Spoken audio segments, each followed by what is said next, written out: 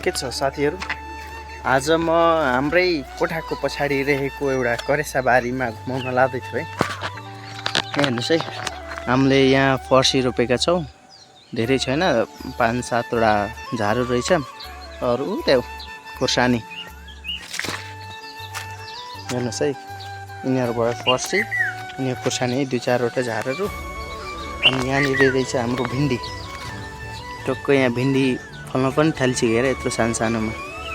धेरै छैन, सानै छ कोरेको। जग्गा त धेरै छ तर गर्न पाएन।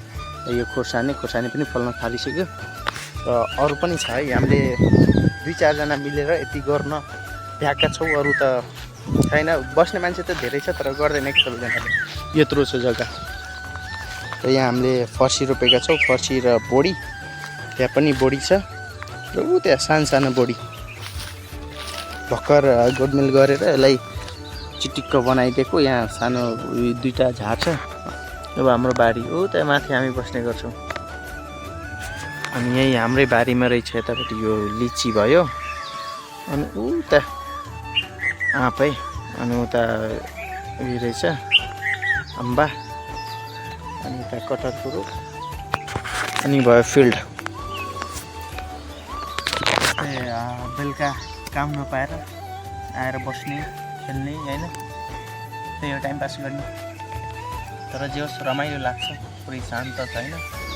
चराहरूले कराएको सुन्ने कस्तो लाग्यो। हाम्रो करेसा बारी छोटै छ तर अलिअलि तरकारी फलाउन राम्रै छ।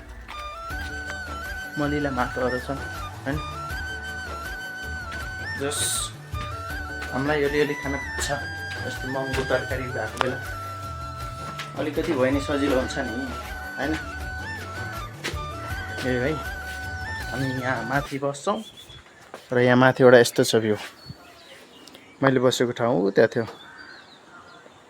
अनि यो भयो हाम्रो सानो बारी। अनि यो भयो हाम्रो कोठा।